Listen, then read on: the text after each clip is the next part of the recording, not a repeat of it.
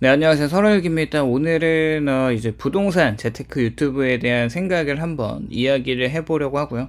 일단 저도 과거에는 부동산 유튜브를 종종 사연을 들으면서 솔루션을 듣는 것들을 들으면서 이렇게 좀 적용하면 되는구나라는 생각으로 종종 듣긴 했는데요.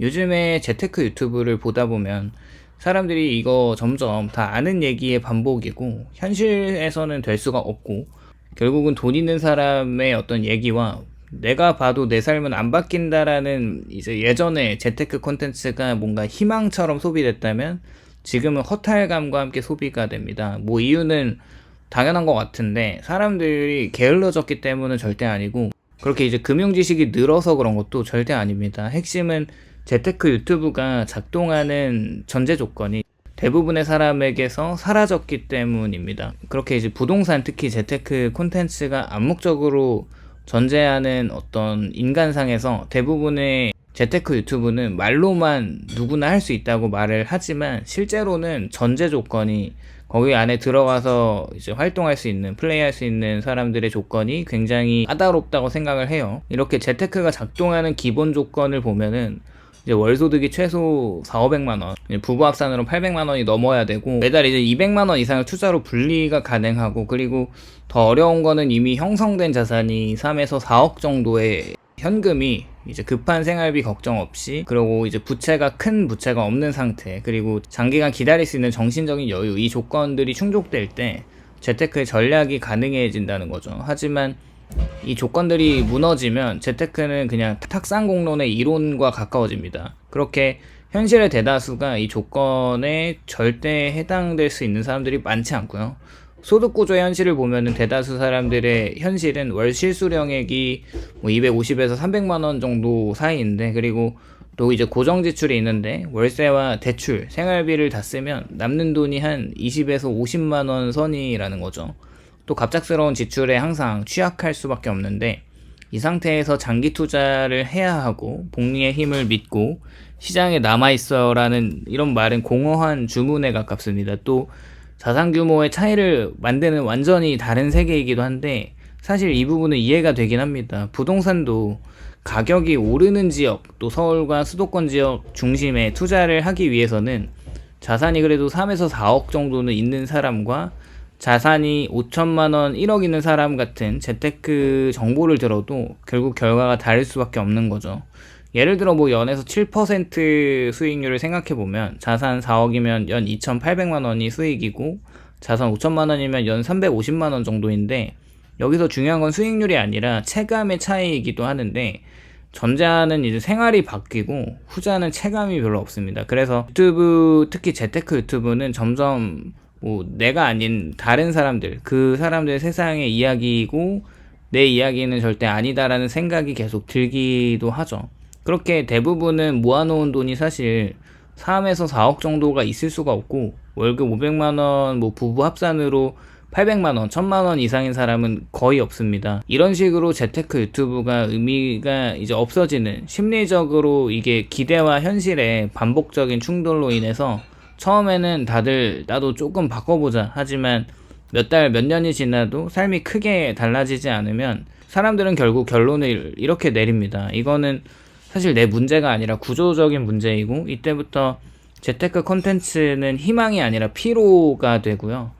모두 맞는 말인데 할 수가 없다라는 생각의 누적이 쌓이고 그렇게 재테크 유튜브의 말은 사실 대부분 틀리지는 않습니다. 결국 그렇게 대부분의 솔루션은 소비를 아끼는 것이고 저평가된 부동산 지역에 투자라는 것도 맞고 장기적으로 기다리는 것도 물론 맞습니다. 문제는 지금의 내 삶에서는 할 수 없는 것과 이러한 감정과 감각이 반복이 되면 사람은 컨텐츠 자체를 멀리합니다. 그렇게 재테크 유튜브가 다루지 않는 핵심 전제를 생각해보면 돈을 굴릴 수 있는 단계에 대한 침묵이 있는데 재테크에는 사실 단계가 있죠. 첫 번째는 생존 단계로서 월세와 생활비 걱정을 하면서 그 다음 이제 안정 단계로 슬슬 돈이 모이고 비상금이 어느 정도 쌓여가는 단계입니다. 그렇게 어느 정도 시드머니가 모이면은 축적의 단계로 투자를 시작할 수가 있고 이제 마지막으로는 자산을 증식할 수 있는 단계로 넘어갑니다. 하지만 재테크 유튜브는 대부분 3, 4단계 이야기만 하고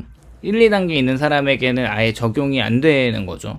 당연히 이거는 어쩔 수 없다고 생각을 해요. 부동산 재테크에서 1, 2단계만 계속 말을 할 수 없으니까 당연히 솔루션을 줄 수 있는 사람, 이렇게 해당되는 사람들, 어느 정도 자산을 모았고 그 돈을 투자할 수 있는 적절한 지역을 또 알려줘야 하는데, 그런데 문제는 과거 1억 정도의 투자금으로 이제 플레이할 수 있었다면 지금은 1억은 어림도 없고 2억도 사실 부족합니다. 또 월소득 부부 합산이 800만 원 정도는 나와줘야 가능해지는 것이라서, 그렇다고 입지가 좋은 저평가된 지역이 저 정도의 시드머니와 소득으로 연끌을 한다고 했을 때도 부족한 것이죠. 그렇게 이제 결국에 시간과 체력 그리고 정신력의 비용도 필요한 것이, 재테크는 단순히 돈만 필요한 게 아니고 공부할 시간과 판단할 수 있는 에너지와 그리고 손실을 견딜 수 있는 멘탈, 이것들을 대부분 여유 있는 사람들의, 이런 자원이 좀 있는 사람들이 가능해지는 거고, 하루 벌어서 하루 버티는 사람에게 공부해서 투자하세요, 이런 말은 현실적으로 잔인한 말이 될 수밖에 없다는 거죠.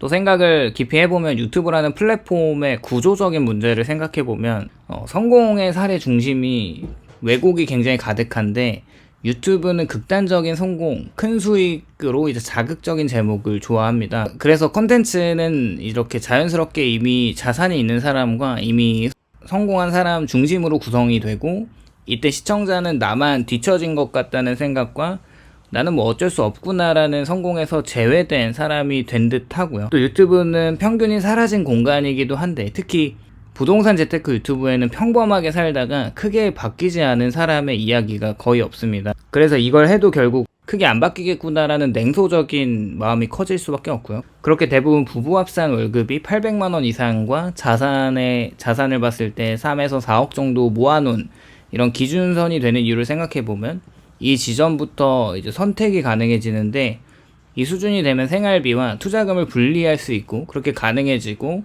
손실을 견딜 수 있는 그런 여유, 그리고 기다릴 수 있는 시간이 생기고, 좋은 입지와 수요가 많은 아파트를 투자할 수 있는 선택권을 가지게 됩니다. 이제 4억을 가진 부부, 그렇게 소득에 대한 연끌을 하면 그래도 10억까지는 아니어도 그 밑단계까지는 자본을 마련할 수가 있고, 그 돈으로 들어갈 수 있는 좋은 서울의 입지와 경기도 중심지의 아파트를 들어갈 수가 있는 것이죠. 즉, 재테크가 필수가 아니라 이때부터는 선택이 되는데, 그렇게 이때부터 재테크는 스트레스를 받는 것보다는 뭔가 게임처럼 느껴집니다. 대부분 이 아래 구간에서는 재테크가 생존을 침식하고, 그 이하의 사람들에게는 이런 재테크가 종종 생활비를 줄여서 투자를 하는, 불안한 상태에서 리스크를 감수하고 손실을 당할 때 삶 전체가 흔들리는 것들을 작용을 하니까요.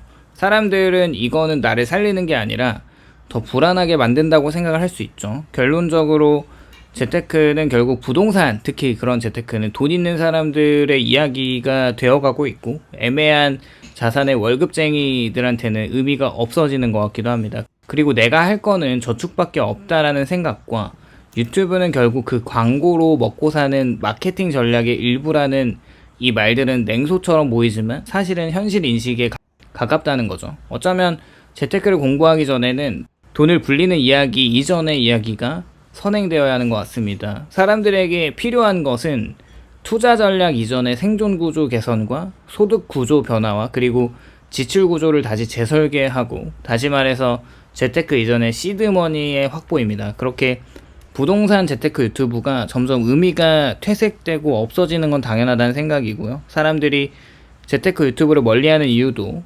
게으른 것도 아니고 무지함도 아니라면, 그 세계가 자신이 살고 있는 세계와 너무 달라진 것 같기 때문이라는 생각이 듭니다.